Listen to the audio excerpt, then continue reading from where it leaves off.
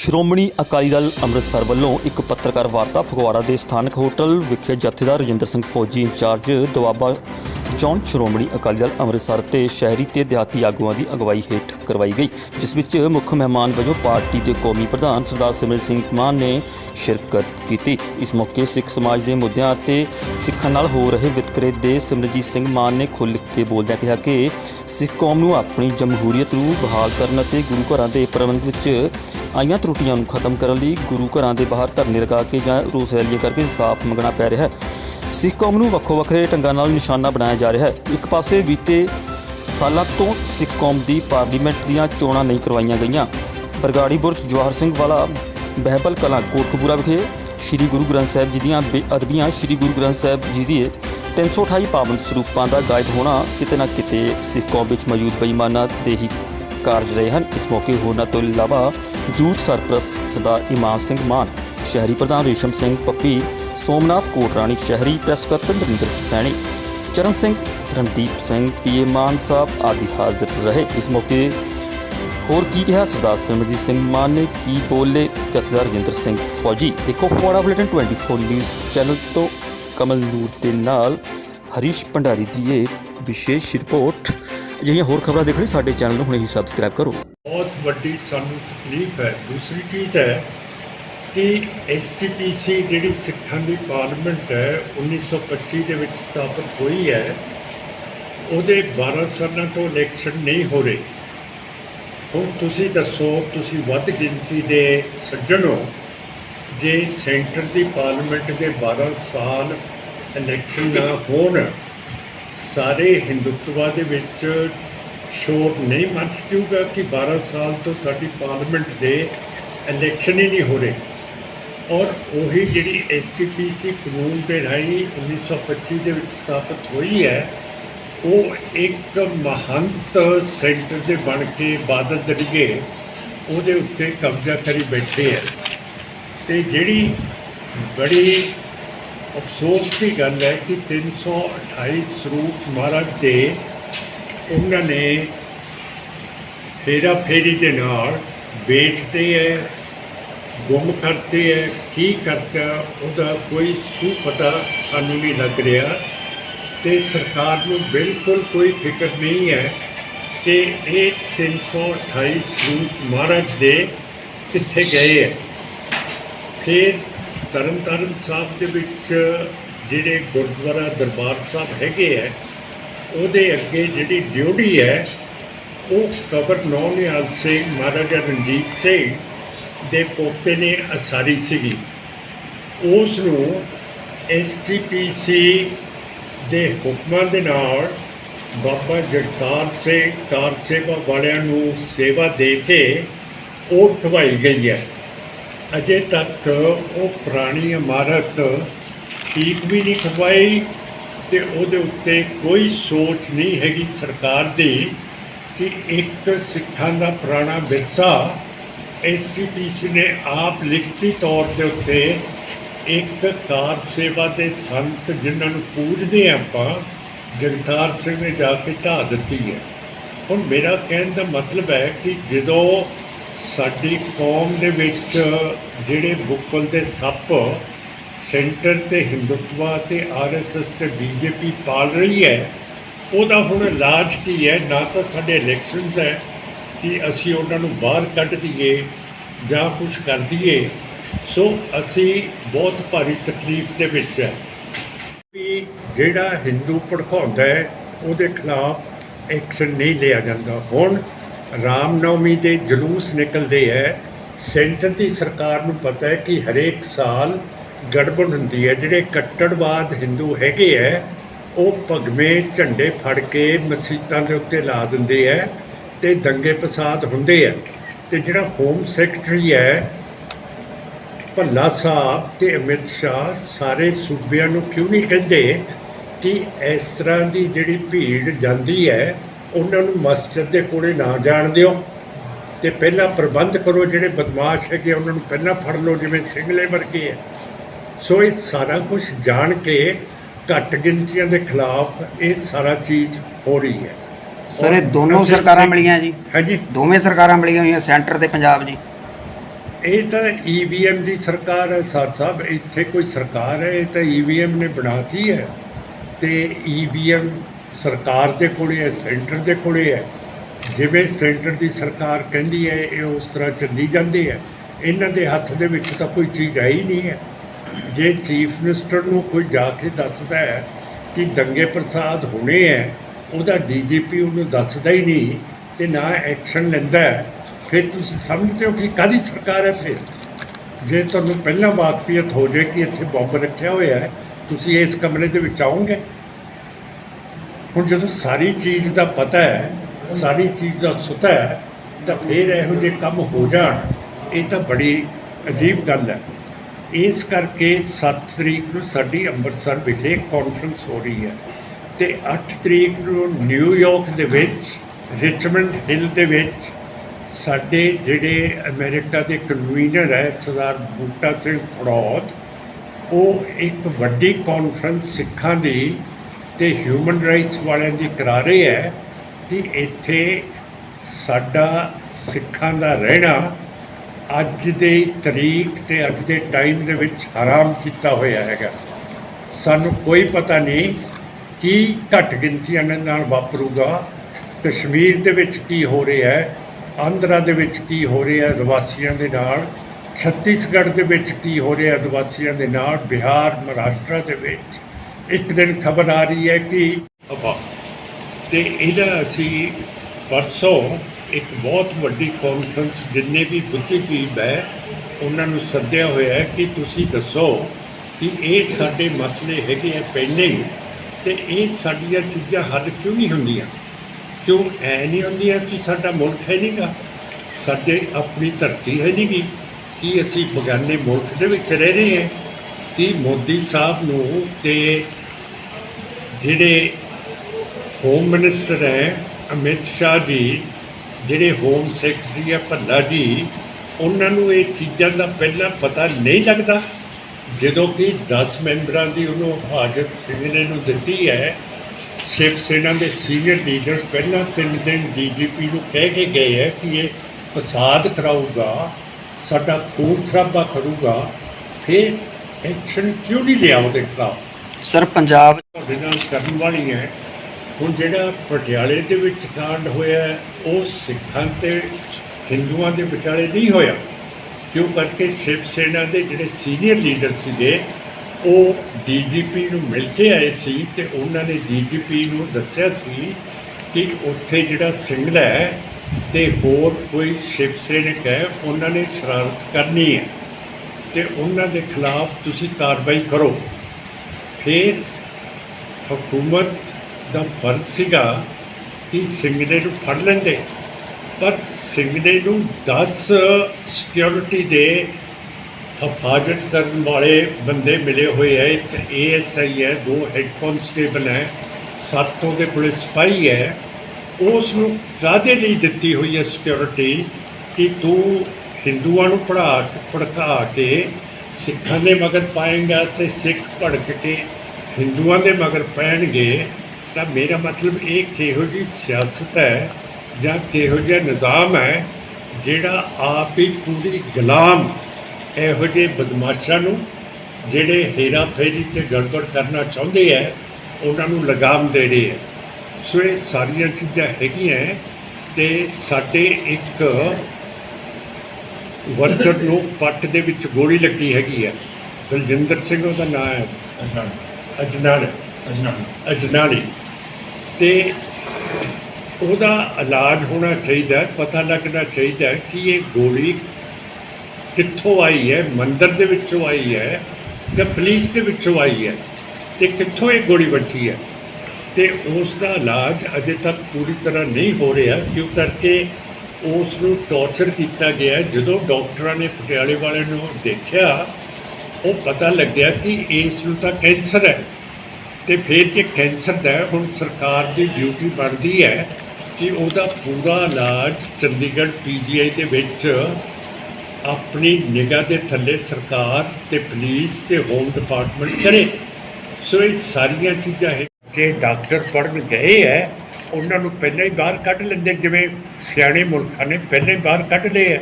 ਤਾਂ ਮੇਰਾ ਮਤਲਬ ਹੈ ਕਿ ਇਹ ਸੈਂਟਰ ਦੀ ਜਿਹੜੀ ਸਟੇਟ ਹੈ, ਠੀਕ ਹੈ, ਇਹ ਹਿੰਦੂਤਵਾਦੀ ਹੈ, ਕੱਟੜਵਾਦ ਹਿੰਦੂ ਰਾਸ਼ਟਰ ਲੈ ਕੇ ਆਉਣਾ ਚਾਹੁੰਦੀ ਹੈ, ਪਰ ਮੇਰਾ ਮਤਲਬ ਇਹਦਾ ਸਿਸਟਮ ਤਾਂ ਫੇਲ ਹੋ ਗਿਆ ਨਾ।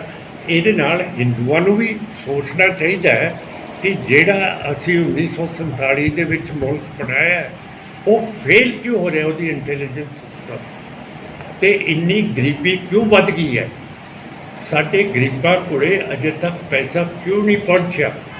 ਜਿਹੜੇ ਸਾਡੇ ਗਰੀਬ ਆਦਮੀ ਹੈ, ਜਿਨ੍ਹਾਂ ਦਾ ਇੱਕ ਘਰ ਹੈ, ਉਹਨਾਂ ਦੇ ਕੋਲੇ ਇੱਕ ਮੱਝ ਹੈ, ਉਹ 12 ਮਹੀਨੇ ਸਿਆਲ ਦੇ ਵਿੱਚ ਇੱਕ ਕਮਰੇ ਦੇ ਵਿੱਚ ਰਹਿੰਦੇ ਹੈ। ਜੇ ਉਹਨਾਂ ਦਾ ਪੁੱਤ ਵਿਆਹਿਆ ਜਾਵੇ ਤਾਂ ਉਹਦੀ ਵਹੁਟੀ ਵੀ ਉਸੇ ਕਮਰੇ 'ਚ ਰਹਿੰਦੀ ਹੈ, ਮੀਆਂ ਬਾਬੂ ਘਰ ਦੇ ਉਹ ਵੀ ਉੱਥੇ ਰਹਿੰਦੇ ਹੈ। ਜੇ ਧੀ ਅਤੇ ਜਵਾਈ ਆ ਜਾਣ, ਉਹ ਵੀ ਉਸੇ ਕਮਰੇ ਦੇ ਵਿੱਚ ਰਹਿ ਰਹੇ ਹੈ, ਅਤੇ ਜੇ ਜ਼ਿਆਦਾ ਠੰਡ ਪੈ ਜੇ ਤਾਂ ਮੱਝ ਵੀ ਉਸੇ ਕਮਰੇ ਦੇ ਵਿੱਚ ਦਿੱਤੀ ਜਾਂਦੀ ਹੈ। ਮੇਰਾ ਕਹਿਣ ਦਾ ਮਤਲਬ ਹੈ ਕਿ ਇਸ ਮੁਲਕ ਦੀ ਅੱਖ ਕਿੱਥੇ ਹੈ। ਬੇਸ਼ੱਕ BSP ਬਹੁਤ ਤਕੜੀ ਪਾਰਟੀ ਹੈ, ਅਜੇ ਤੱਕ BSP ਨੇ, ਜਿਹਦਾ ਫਰਜ਼ ਹੈ ਕਿ ਇਹ ਚੀਜ਼ਾਂ ਦੇ ਉੱਤੇ ਅਸੀਂ ਅੱਖ ਰੱਖੀਏ, ਇਹ ਕਿਉਂ ਨਹੀਂ ਕਰ ਰਹੀ। ਕਿ ਸਿੱਖ ਇੱਕ ਘੱਟ ਗਿਣਤੀ ਹੈਗੇ ਇੰਡੀਆ ਦੇ, ਜੋ ਅਸੀਂ ਨਿਵਾਸੀ ਹੈਗੇ ਹਾਂ, ਘੱਟ ਗਿਣਤੀਆਂ ਨੂੰ ਹਮੇਸ਼ਾ ਤਕਲੀਫਾਂ ਰਹਿੰਦੀਆਂ, ਪਰ ਅਸੀਂ ਦੇਖਿਆ ਹੈ ਕਿ ਜਿਹੜੀਆਂ ਸਾਡੀਆਂ ਧਾਰਮਿਕ ਅਤੇ ਸਿਆਸੀ ਤਕਲੀਫਾਂ ਹੈ, ਉਹਨਾਂ ਦੇ ਵੱਲ ਹਕੂਮਤ ਦਾ ਕੋਈ ਖਿਆਲ ਨਹੀਂ ਹੈ। ਪਹਿਲਾਂ ਤਾਂ ਇਹ ਹੈ ਕਿ ਬਰਗਾੜੀ ਦੇ ਵਿੱਚ 2015 ਦੇ ਵਿੱਚ ਗੁਰੂ ਗ੍ਰੰਥ ਸਾਹਿਬ ਮਹਾਰਾਜ ਦੀ ਬੇਅਦਬੀ ਬਾਦਲ ਨੇ, ਸੁਖਬੀਰ ਸਿੰਘ ਨੇ, ਸਮੇਤ ਸੈਣੀ ਨੇ ਤੇ ਸਰਸੇ ਦੇ ਸਾਧ ਨੇ ਕੀਤੀ ਸੀ, ਔਰ 2 ਸਾਡੇ ਸਿੱਖ ਪੁਲਿਸ ਨੇ ਮਾਰਤੇ ਸੀਗੇ।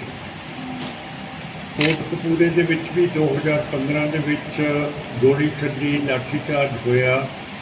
ਸਿੱਖ ਜਦੋਂ ਆਪਣਾ ਡੈਮੋਕ੍ਰੈਟਿਕ ਰਾਈਟ ਦੇ ਮੁਤਾਬਕ ਅਮਨ ਪਸੰਦ ਤਰੀਕੇ ਦੇ ਨਾਲ ਉੱਥੇ ਧਰਨਾ ਦੇ ਰਹੇ ਸੀਗੇ, ਪਰ ਅਜੇ ਤੱਕ ਸਾਨੂੰ ਬਰਗਾੜੀ ਦਾ ਇਨਸਾਫ ਨਹੀਂ ਮਿਲਿਆ। 7 ਸਾਲ ਹੋ ਗਏ ਹੈ, ਅਤੇ ਜਿਹੜੇ ਹਾਈ ਕੋਰਟ ਦੇ ਜੱਜ ਹੈ, ਤੁਸੀਂ ਕਹੋਗੇ ਕਿ ਇਹ ਹਾਈ ਕੋਰਟ ਦੀ ਤੋਹੀਨ ਹੈ ਜਾਂ ਇਹ ਮਾਨਹਾਨੀ ਹੋ ਜੂਗੀ। ਜਦੋਂ ਵੀ ਕੋਈ ਜੱਜ ਆਪਣੇ ਅਸੂਲ ਤੋਂ ਉੱਤਰ ਜਾਣ, ਫਿਰ ਮਾਨਹਾਨੀ ਨਹੀਂ ਹੋਇਆ ਕਰਦੀ।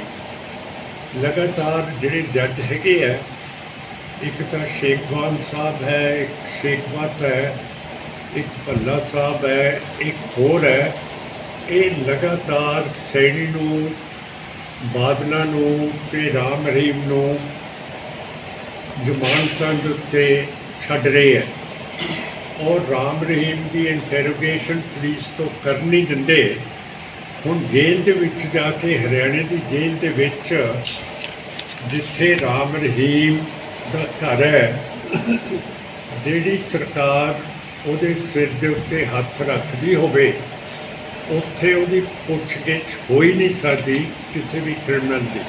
ਸਾਡੇ ਸੋਮਿਆਂ ਨੂੰ, ਜਿਹੜੇ ਅਮੀਰ ਆਦਮੀ ਆ, ਉਹ ਨਾ ਲੁੱਟਣ ਅਤੇ ਨਾ ਸਾਡੇ ਜੰਗਲਾਂ ਦੇ ਵਿੱਚ ਸਾਡੇ ਪੇੜ ਕੱਟਣ, ਨਾ ਸਾਡਾ ਖਜ਼ਾਨਾ ਪੱਟਣ, ਜਿਹੜਾ ਥੱਲੇ ਕੋਲਾ ਦੱਬਿਆ ਸੋਨਾ ਹੈ।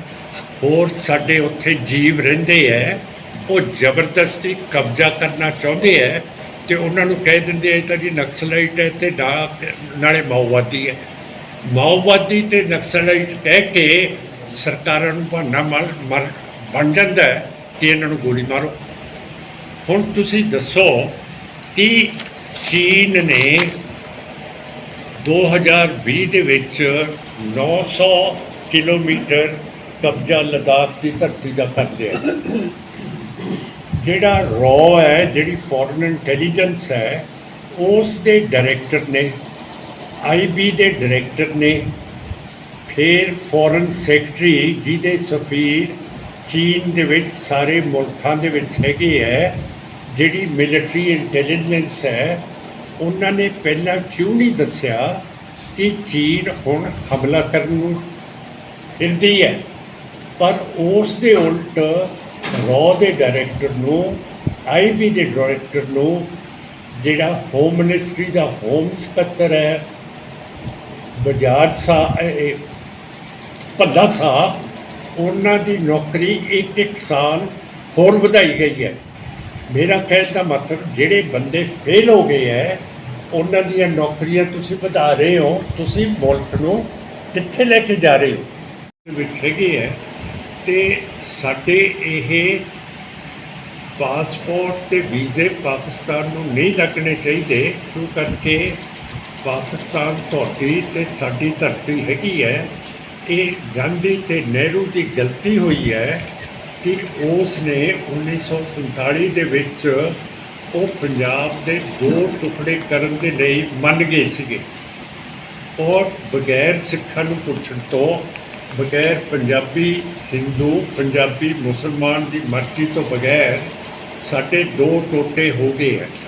ਤਾਂ ਫਿਰ ਜੇ ਸਾਡੇ ਗੁਰਦੁਆਰੇ ਉੱਥੇ ਹੈਗੇ ਹੈ ਤਾਂ ਫਿਰ ਸਾਨੂੰ ਪਾਸਪੋਰਟ, ਵੀਜ਼ੇ ਅਤੇ ਇਜਾਜ਼ਤਾਂ ਕਿਉਂ ਲੈਣੀਆਂ ਪੈਂਦੀਆਂ ਅਤੇ ਸਿੱਖਾਂ ਦੇ ਉੱਤੇ ਸ਼ੱਕ ਕਿਉਂ ਹੁੰਦਾ? ਅੱਜ ਅਖਬਾਰ ਦੇ ਵਿੱਚ ਲਿਖਿਆ ਕਿ ਕਰਤਾਰਪੁਰ ਸਾਹਿਬ ਦਾ ਜਿਹੜਾ ਲਾਂਘਾ ਖੁੱਲ੍ਹਿਆ ਹੈ, ਉੱਥੇ ਸਿੱਖ ਜਾ ਕੇ ਅਤੇ ISI ਦੇ ਨਾਲ ਖੁਸ਼ੀਆਂ ਗੱਲਾਂ ਕਰਦੇ ਹੈ।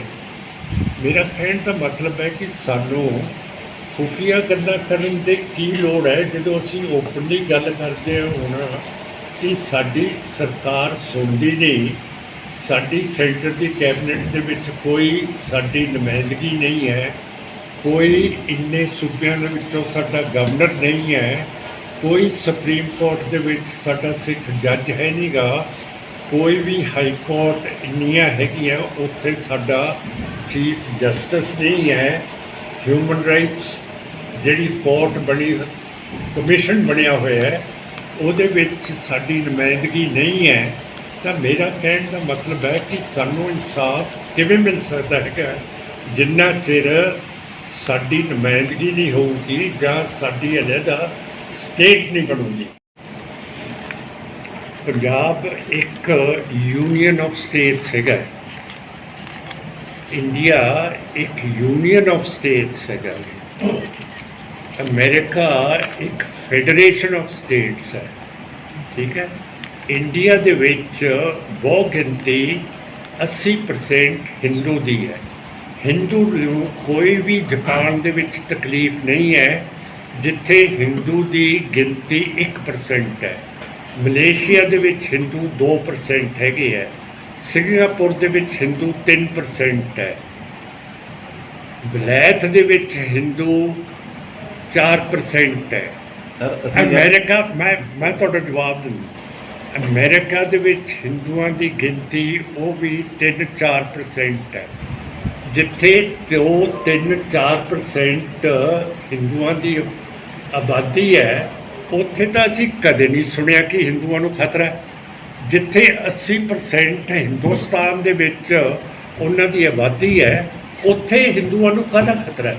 ਫੌਜ ਇਹਨਾਂ ਦੀ ਹੈ, ਪਾਰਲੀਮੈਂਟ ਇਹਨਾਂ ਦੀ ਹੈ, ਸੁਪਰੀਮ ਕੋਰਟ ਇਹਨਾਂ ਦੀ ਹੈ, ਸੈਂਟਰ ਦੀ ਕੈਬਨਿਟ ਇਹਨਾਂ ਦੇ ਕੋਲੇ ਦੀ ਹੈ, ਗਵਰਨਰ ਇਹਨਾਂ ਦੇ ਕੋਲੇ ਹੈ। ਤਾਂ ਫਿਰ ਇੱਥੇ ਡਰ ਕਾਹਦਾ ਹੈਗਾ? ਤੁਸੀਂ ਮੈਨੂੰ ਪੁੱਛਦੇ ਹੋ ਕਿ ਇੱਥੇ ਘੱਟ ਗਿਣਤੀ ਕੌਣ ਹੈ? ਇੰਡੀਆ ਦੇ ਵਿੱਚ ਘੱਟ ਗਿਣਤੀ ਸਿੱਖ, ਮੁਸਲਮਾਨ, ਈਸਾਈ, ਬੁੱਧ, ਜੈਨੀ, ਆਦਿਵਾਸੀ, ਮੀਜ਼ੋ, ਨਾਗਾ, ਇਹ ਸਾਰੇ ਹੈਗੇ ਆ। ਯਾਰ ਅਸੀਂ ਪੰਜਾਬ ਦੀ ਗੱਲ ਕਰਦੇ ਹਾਂ। ਪੰਜਾਬ ਮੈਂ ਤੁਹਾਨੂੰ ਕਿਹਾ it's a union of states, it is not a federation. ਜੇ ਤਾਂ ਇਹ ਅਲੱਗ ਹੋਵੇ ਤਾਂ ਫਿਰ ਤਾਂ ਆਪਾਂ ਕਰ ਸਕਦੇ ਹਾਂ। ਹੁਣ ਥੋੜ੍ਹਾ ਚਿਰ ਹੀ ਹੋਇਆ ਸੈਂਟਰ ਨੇ ਬਗੈਰ ਪੰਜਾਬ ਨੂੰ ਪੁੱਛਿਆ ਕਿ ਪੰਜਾਬ ਬਹੁਤ ਖਤਰਨਾਕ ਸਟੇਟ ਹੈ, BSF ਦਾ ਜਿਹੜਾ ਜੂਰਿਸਡਿਕਸ਼ਨ ਹੈ ਬਾਰਡਰ ਦੇ ਉੱਤੇ ਹੈ, ਉਹ 50 ਕਿਲੋਮੀਟਰ ਹੋਰ ਅੰਦਰ ਆ ਗਈ ਹੈ। ਤਾਂ ਫਿਰ ਮੇਰਾ ਮਤਲਬ ਹੈ ਕਿ ਇੱਥੇ ਕਾਹਦਾ ਡਰ ਹੈਗਾ?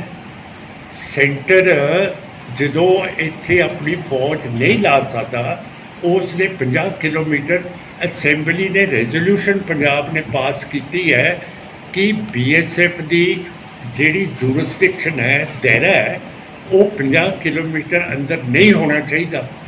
ਫਿਰ ਪੰਜਾਬ ਦੀ ਜੇ ਤੁਸੀਂ ਕਹਿੰਦੇ ਹੋ ਕਿ ਸਿੱਖ ਹੈਗੇ ਹੈ ਤਾਂ ਫਿਰ ਸਿੱਖਾਂ ਦੀ ਆਵਾਜ਼ ਪੰਜਾਬ ਅਸੈਂਬਲੀ ਦੀ ਬਹੁਤ ਗਿਣਤੀ ਸਿਵਾਏ BJP ਦੇ 2 ਮੈਂਬਰਾਂ ਤੋਂ ਸੈਂਟਰ ਕਿਉਂ ਨਹੀਂ ਸੁਣਦਾ? ਵਾਹਿਗੁਰੂ ਜੀ ਕਾ ਖਾਲਸਾ ਵਾਹਿਗੁਰੂ ਜੀ ਕੀ ਫਤਿਹ। ਅੱਜ ਸਰਦਾਰ ਸਿਮਰਨਜੀਤ ਸਿੰਘ ਜੀ ਮਾਨ ਪ੍ਰਧਾਨ ਸ਼੍ਰੋਮਣੀ ਅਕਾਲੀ ਦਲ ਅੰਮ੍ਰਿਤਸਰ ਫਗਵਾੜਾ ਵਿੱਚ ਪ੍ਰੈਸ ਮੀਟਿੰਗ ਲਈ ਬਸੰਤ ਹੋਟਲ ਦੇ ਵਿੱਚ ਆਏ ਸੀ ਤੇ ਨਾਲ ਉਹਨਾਂ ਦੇ ਸਰਦਾਰ ਈਮਾਨ ਸਿੰਘ ਜੀ ਮਾਨ ਸਰਪ੍ਰਸਤ ਸ਼੍ਰੋਮਣੀ ਯੂਥ ਵਿੰਗ ਸ਼੍ਰੋਮਣੀ ਅਕਾਲੀ ਦਲ ਅੰਮ੍ਰਿਤਸਰ ਤੇ ਸਰਦਾਰ ਮਾਨ ਸਾਹਿਬ ਦੇ ਪੀਏ ਸਾਹਿਬ ਜੀ ਰਣਦੀਪ ਸਿੰਘ ਜੀ ਉਹ ਸਾਰੇ ਇਹ ਆਏ ਸੀ ਤੇ ਇਹਨਾਂ ਦਾ ਜੀ ਫਗਵਾੜੇ ਆਉਣ 'ਤੇ ਜੀ ਆਇਆਂ ਕਹਿੰਦੇ ਆ।